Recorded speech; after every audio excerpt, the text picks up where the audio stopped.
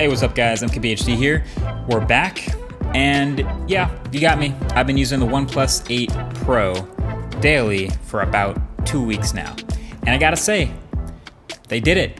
They finally did it. They just went ahead and made a flagship, like a bona fide, complete feeling flagship phone, finally. Now there are still a few snags, and I will nitpick about those because that's what you do in a phone that starts now at $900.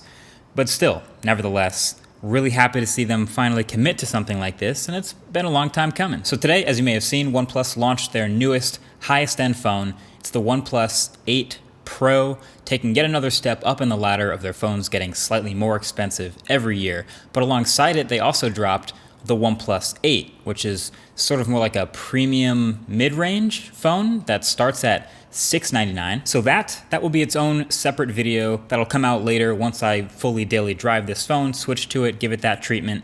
That's gonna be a tough video to make without all kinds of reflections, but definitely subscribe to see that video first when it comes out. Hit the red button below if you haven't already. That's coming up. But until then, we're talking about this guy, the 8 Pro, the flagship. So the bleeding edge high-end specs shouldn't be a surprise when we see a new OnePlus phone. I mean, beside the fact that they slowly tease out all the specs the weeks leading up to the phone's launch, it's kind of what they're known for, you know, placing what feels like the highest end, best available specs for the highest end performance all in one phone. And we still have a very familiar OnePlus design and experience here too. They still have their logo on the back, and still things like the alert slider that I'm surprised more phones haven't copied yet.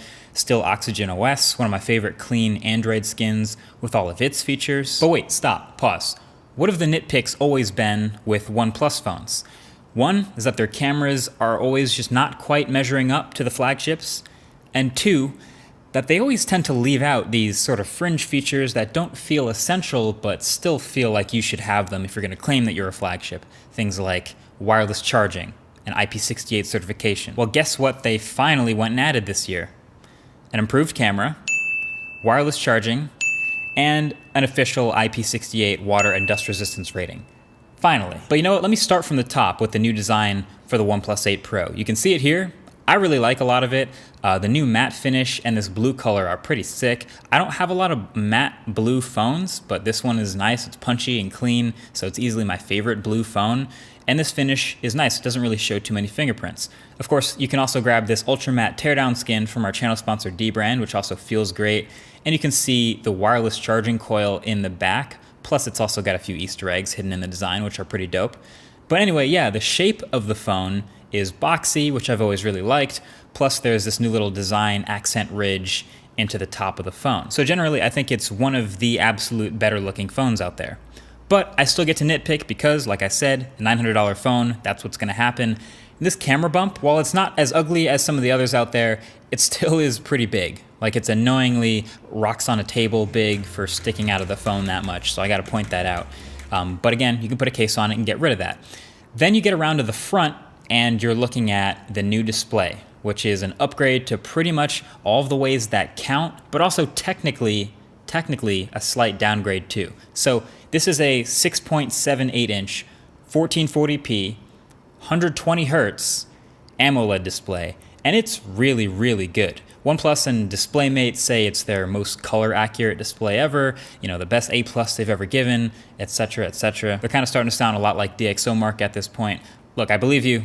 The color's great, the calibration's great, but what I notice more often is, number one, it's definitely a lot brighter than last year, which is sweet, and then of course the flagship feature for 2020 for all these new flagships, which is the smooth 120 hertz refresh rate plus 240 hertz touch sampling rate, and it is awesome. I've been looking forward to this. Couple specifics on it. One, yes, it does let you run both high refresh rate and high resolution at the same time, and that's exactly what I've been doing. 1440p at 120 hertz at the expense of battery, but you know, live your life. Then yes, it is technically a variable refresh rate, so even when you have it set to 120 hertz, just like last year, it will step down to 60 hertz occasionally when you're just sitting around not doing anything, or if you're on a home screen, or if you're in some app that won't use that, like Waze or Google Maps or Snapchat or a game or something. Then yes, there is still an optical fingerprint reader underneath that screen. It doesn't appear to be any bigger or faster, but still fairly reliable for me. And yes, the edges are still curved over both sides. And this is my least favorite feature of this display. I still get accidental touches.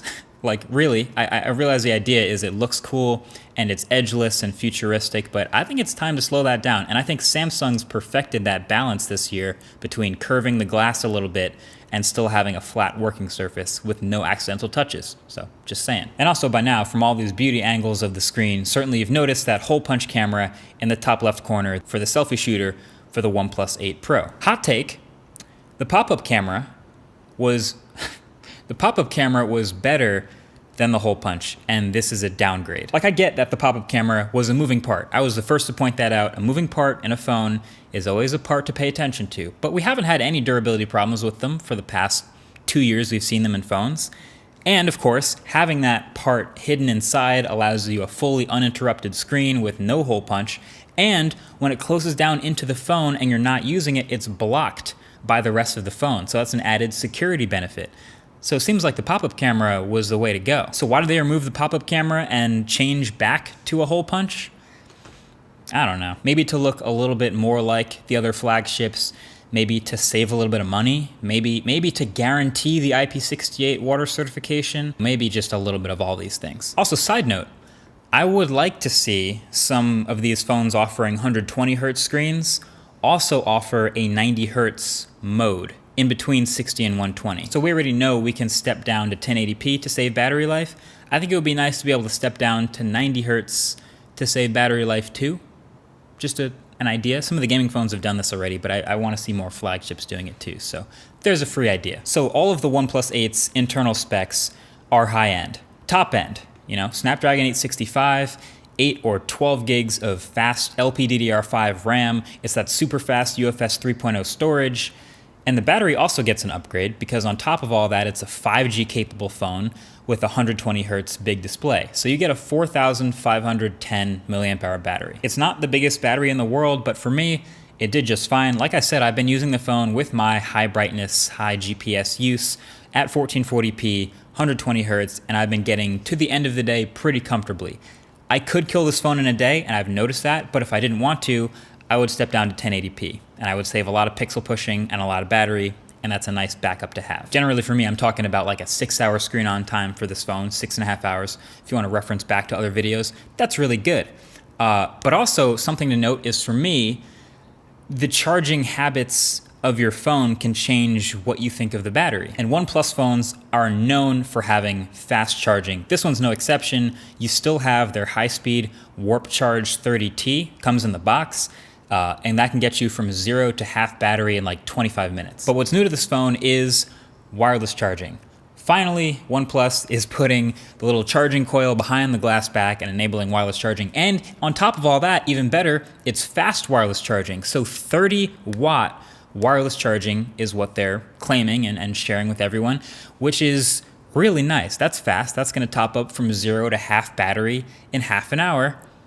But there's a catch. You only get fast 30-watt wireless charging with this phone with this exact brand new $70 OnePlus wireless charging stand. You need this accessory to get 30 watts wireless charging on this phone. And that's because it is not 30 watts of purely Qi wireless charging. So OnePlus has worked on this special high-end wireless charging tech, and to be fair, it works exactly as advertised. The stand is nice, it has some little quiet fans in there, and it does some special voltage and thermal management to get the peak 30 watts wireless charging out of it. But if you put another Qi-enabled phone on that wireless charger, it charges slower. And if you put the OnePlus 8 Pro on any other Qi wireless charger, it charges slower, because that tech was proprietary. So the OnePlus 8 Pro still supports regular Qi wireless charging, but only universally at 5 watts, which is pretty slow. It works, but it's pretty slow. So for me, I'm not gonna replace you can't see it, but I'm not gonna replace the wireless charger at my desk with the OnePlus one, because I have other Qi accessories like my AirPods Pro or my iPhone or literally any other Qi phone that I want to charge faster wirelessly. So I'm just going to stick to wired warp charging in the car and pretty much everywhere I need it. But at home, I have a Pixel stand at my desk, and I can just leave it there to slowly top up overnight and wake up with 100%. So I'm glad to have wireless charging, but there is that little snag. So then there are the cameras. Quad cameras on the back of this phone, and here are the numbers, which maybe mean less than ever these days, but it's a new 48 megapixel main camera with OIS. Then there's a 48 megapixel ultra wide with macro mode, which, fun fact, is the same sensor as the primary camera from the OnePlus 7 Pro. Then there's a 3x telephoto camera, and believe it or not, the fourth one is a 5 megapixel color filter camera. So that's your array. And I'll just go ahead and say it, the OnePlus 8 Pro is a flagship quality camera right in line with Galaxy S20 and Huawei P40, and just short of the Pixel and the iPhone. There, I said it. It's spitting out sharp 12 megapixel images with nice dynamic range and colors.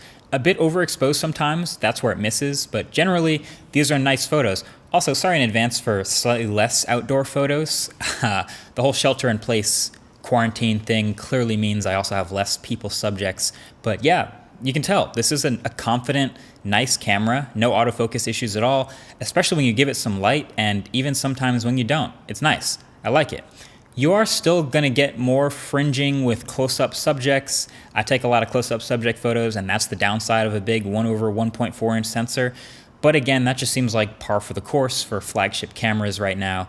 Big sensor, usually sharp photos, but get some fringing when your photos are close-up subjects. The night mode is pretty good, which is nice. Max zoom is 30x from that telephoto camera. I don't think it's very usable at 30x. It's barely passable. Galaxy S20 Ultra is still going to be the zoom champ for that sort of range, but hey, 10x is fine, and 3x is definitely usable. And I have pretty much no use for that color filter camera. The selfie camera, you guys have asked for it. I usually don't get too into the selfie camera in smartphones, but I'll do it. I'll start taking selfies now. It's part of the job. And I gotta say, this one still seems to struggle with proper exposure, and maybe that's gonna happen more for people with darker skin like myself, but other than that, it's still looking pretty good with detail. And video from this camera is also good, especially with color and stabilization at 4K. And you can see no 8K video here, but you know, you're not touching the iPhone when it comes to the absolute best video quality in a phone right now, but this is still good flagship quality. Color me impressed. I think some people took me saying that the camera was the worst part of the phone last year as like some sort of horrific flaw in it, when really it was like the rest of the phone was so incredibly good that the okay camera was the downside. But again, now we're looking at a flagship quality camera, and they've also been notoriously pretty good with updating them over time and getting better with camera quality. That's been nice. Plus there'll probably be a Gcam mod in the next couple weeks, hopefully, if you want those sweet pixel contrasty photos. So yeah, thumbs up on the camera. And then OnePlus phones have long been some of my favorites, specifically because of the software and optimized experience. This is Oxygen OS on top of Android 10, and that's no exception here for this phone. There's tons of little tweaks and optimizations and improvements and little tightened up animations all over the place, but it never feels overloaded like some other overlays. They actually removed the Oxygen OS shelf to the left of the home screen, and it's just Google's Discover page now, like a pixel. And there's really high quality haptics in this phone. Again, I love that. And then in software, there's just a couple new software features here and there that are nicely executed. There's a new dark mode 2.0 theme, some new dynamic wallpapers tucked in there, and just a lot of aesthetic tweaks generally, but they do a good job of not feeling overly cartoony. And then there's a new motion graphics smoothing toggle that works with certain apps. You can see the whole compatibility list here for my phone. And it worked pretty well when I tried it for like 2 minutes, but I feel like I'm against motion smoothing like on principle at my core, so I turned that off pretty quick. But you might remember that what's on my phone video with the Galaxy S20, where I go through all the things that I do, the little subtle software tweaks to really make it my daily driver and make it behave the way I want. That list of things is so much shorter on a phone like the OnePlus 8 Pro or a Pixel. This is going to be my new daily driver. So long story short, they finally made a flagship. They finally did it. They're charging flagship money, and they're offering pretty much everything a flagship would in a bona fide, complete, kind of predictable feeling way, but still, it's what we were looking forward to. Matter of fact, let me put my predictions down for the OnePlus 8T Pro. That'll probably come out in like 6 to 8 months. You're probably looking at Snapdragon 865 Plus, maybe a little extra RAM, probably faster charging, faster Qi wireless charging. I also think maybe they could use a little bit of a darker coating on the selfie camera up in the corner, and maybe a special McLaren edition phone, and that's it. But in the meantime, this becomes one of the easiest phones to recommend, period. Even though it's the most expensive OnePlus phone ever, which is a nice headline to write, it still undercuts a lot of the other flagships that it's now at feature parity with. And I think this is definitely the one you should pick of those. Either way, that's been it. Thanks for watching. Catch you guys in the next one. Peace.